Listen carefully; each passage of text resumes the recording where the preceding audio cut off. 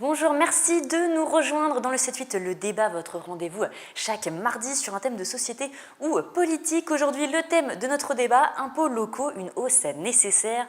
Les contribuables reçoivent en ce moment même leur avis d'imposition. Les collectivités ont tenté de limiter les dégâts malgré les répercussions nécessaires de la baisse des dotations aux communes. Et dans les Yvelines, la taxe foncière est passée de 7,58% en 2015 à 12,58% cette année. Sur les 30 communes les plus importantes des Yvelines, seulement 6 ont ainsi voté une hausse de la taxe d'habitation. Alors, ces hausses sont-elles nécessaires? En plateau avec moi pour débattre de ce sujet, Armelle Aubrier, maire adjointe en charge des finances à Montigny-le-Bretonneux. Bonsoir à vous, merci de nous avoir rejoints. Et Bernard Debain, bonsoir à vous. Vous Bonsoir. êtes le maire de Saint-Cyr-l'École. Alors, j'ai envie de commencer par vous, Armelle Aubrier. La taxe foncière et la taxe d'habitation sont restées stables à Montigny-le-Bretonneux. Votre commune a pris donc justement le parti de ne pas augmenter les impôts. C'était possible à faire pour vous?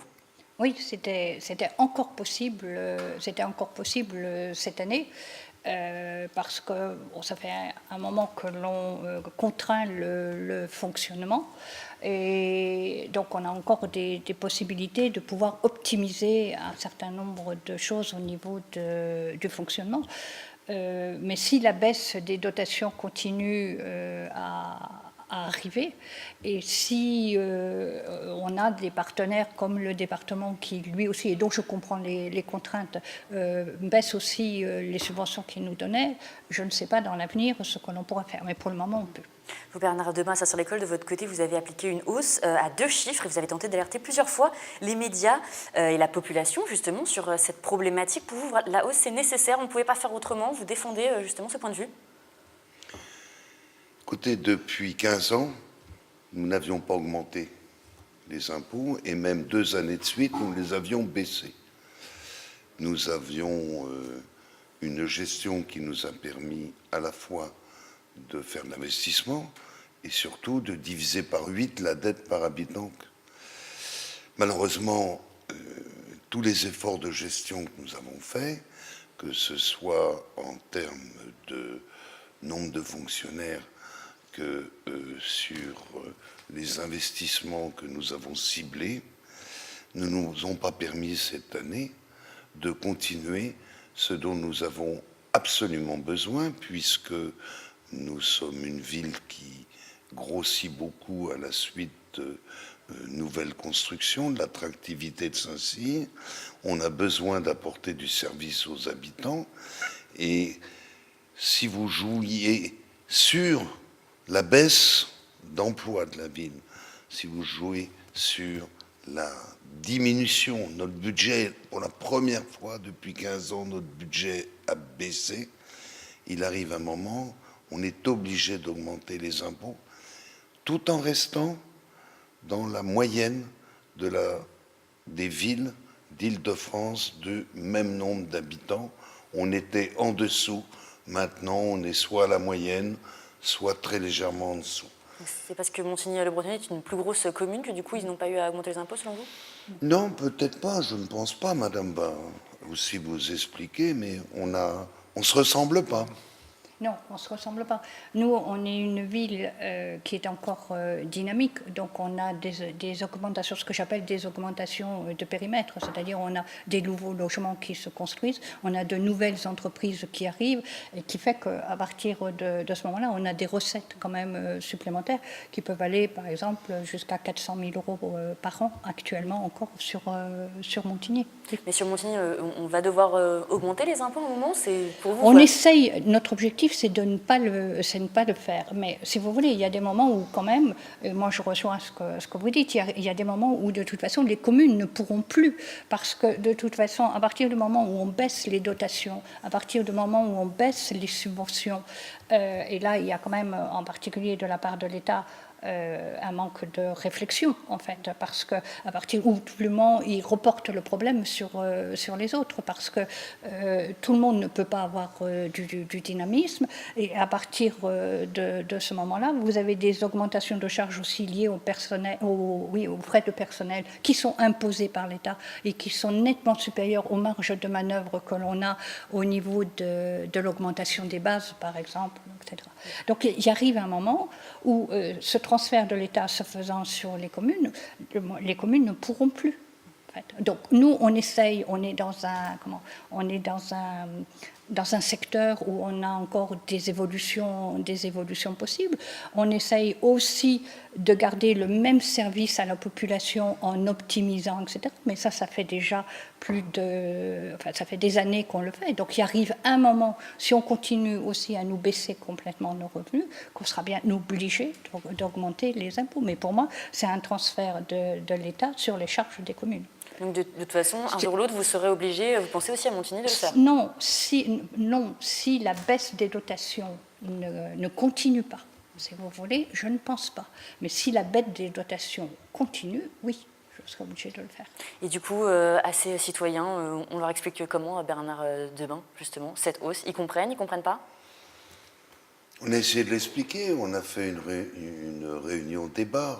Je pense qu'il faudra encore l'expliquer. Je regardais sur 2014-2018, la dotation de l'État, elle va être divisée par 2. Et à côté de ça, il y a d'autres coûts qu'on nous a imposés, comme par exemple les fonds de péréquation que des villes bien gérées vont donner à des villes qui sont des paniers percés, qu'on le veuille ou non, parce qu'il y a des très grosses villes. Il y en a une qui s'appelle Lille, je crois. Or, vous avez des dotations que nous ne percevons plus, qui diminuent. Saint-Cyr avait 3 quartiers qu'on appelle CUX, avec un contrat de cohésion sociale, à cause de nos nombreux logements HLM, 2600 logements HLM. Il paraît qu'on s'est enrichi. C'est vrai qu'on a eu des nouvelles constructions, donc le revenu moyen à Saint-Cyr est de 1100 €. C'est énorme, on est riche. Et comme on est riche, on a perdu ça. On a perdu ça, donc on n'a plus les animateurs de rue. Il faut qu'on compense. À chaque fois qu'on nous donne, on nous retire quelque chose, qu'est-ce qu'on fait? On maintient le service? On va supprimer demain le théâtre, le cinéma, la piscine, ou on va dire aux gens, on va continuer à vous apporter le même service? L'État nous donne moins d'argent, il nous a imposé la réforme des rythmes scolaires, il a fallu qu'on la compense, près de 600 000 €. Donc finalement, le débat, c'est pas cette hausse des impôts, c'est peut-être plutôt est-ce qu'on peut continuer à donner les services malgré justement ces baisses des dotations? Et les gens, ils veulent les services. De toute façon, en fait, il y a un minimum de services qui est absolument obligatoire. Les crèches, les cantines, ça. Enfin, je veux dire, justement, dans le contexte économique actuel où les gens ont besoin en plus de travailler à deux, il faut bien qu'on offre les services. Ça. Et quand je regarde ce qu'on offre comme service, c'est la grosse majorité de nos services, ce qu'on appelle les services obligatoires, si vous voulez. Vous avez rogné, par exemple, sur des services pour justement ne pas augmenter les impôts? Nous n'avons pas rogné sur les services. Par contre, on a essayé via l'optimisation, via l'informatisation, via la dématérialisation, etc., d'avoir moins de personnel et donc à partir de ce moment-là de pouvoir supprimer des postes. C'est quelque chose que vous refusez à faire, Monsieur Debain? On essaie de mutualiser pour que ça coûte moins cher. Par exemple, la piscine de Saint-Cyr, c'est aussi celle où viennent les scolaires de Bois d'Arcy, de Montigny et même d'Élancourt, puisqu'ils ont eu des problèmes. Pas de Montigny, pardon, de Fontenay-le-Fleury. Mais en termes d'investissement, là, on ouvre une nouvelle crèche d'ici quelques semaines. On va avoir 70 berceaux dans notre nouveau quartier. Le bâtiment est en fin de construction. C'est ce qui coûte tout ça, il faut pouvoir ensuite mettre le personnel pour le faire tourner. Et une fois qu'on a le personnel, on l'a embauché pour 30 ou 40 ans. Donc il y a tout ça, ça fait partie de ce que les gens, ils ont besoin de ça. La cantine scolaire en France, elle n'est pas obligatoire. On pourrait effectivement dire, demain, il n'y a plus de cantine scolaire. Et pourtant, on ne peut pas le faire. Comme disait madame, comment feraient les parents? On n'est pas en Allemagne où monsieur travaillait, madame était à la cuisine et à la maison. C'est terminé, ça. une autre époque. Le chef de l'État a annoncé au mois de juin que la baisse des dotations de l'État aux communes serait réduite de moitié en 2017. Pour vous, est-ce que cela peut régler une partie de la situation? Ça va être diminué de 1 milliard d'euros. Oui, ça a été, enfin, il a dit, au lieu de le faire sur un an, on le fera sur 2 ans. Ça, c'est ce que demandaient les collectivités et les mairies depuis longtemps. Parce que, je veux dire, ça permet d'essayer d'adapter. Et c'est vrai que quand on a une baisse et qu'on peut l'étaler sur plusieurs années, c'est plus facile. Je ne dis pas que c'est... Il faut le faire, mais c'est quand même plus facile. Vous n'êtes pas d'accord, M. Debrun? Sur un budget de fonctionnement... C'est pas que je ne sois pas d'accord, mais si au lieu... on verra. On Ah avait non, entendu qu'est-ce qui se passera par la suite ? tellement de promesses du candidat Ouais. président qu'une fois président, il n'a pas appliqué. Et puis on a appliqué aux collectivités locales, on leur a demandé plus de 11 milliards d'économies. Et là, rien qu'en 2016, y compris durant l'été, le président a fait 7 milliards d'économies, en 4 milliards à Cuba, de remise de dette, 1 milliard à la Tunisie, 2 milliards à certains pays africains. Mais, et nous, on nous demande de continuer à soit être obligé de répercuter, soit pour certains, ils vont réduire des services sur nos concitoyens. À un moment, on ne peut pas faire, nous, pour rendre service aux habitants de nos villes, ce que l'État ne fait pas. Il faut qu'il y ait aussi une prise en compte des efforts, et parmi les efforts, le train de vie de l'État en fait partie. Oui, en fait, effectivement, vous avez raison, c'est ce que je disais tout à l'heure. Il faut arrêter de ponctionner les communes, soi-disant pour baisser la dette de l'État. Et effectivement, ce n'est pas les communes qui pèsent le plus dans le déficit de la France, loin de là. Donc, une dernière question, je voudrais vous faire réagir tous les deux avant de refermer cette émission. C'est tout le département yvelinois qui a été impacté. Il a été reconnu comme l'un des territoires avec la meilleure gestion. Pourtant, la taxe foncière va presque doubler avec une hausse de 66%, donc qui va être mise sur la fiscalité. C'est la bonne solution finalement, donc de se priver, plutôt que de se priver, de faire des investissements pour vous deux, justement d'augmenter les impôts? Ben là, ils n'avaient pas la solution. Ils n'avaient pas d'autre solution.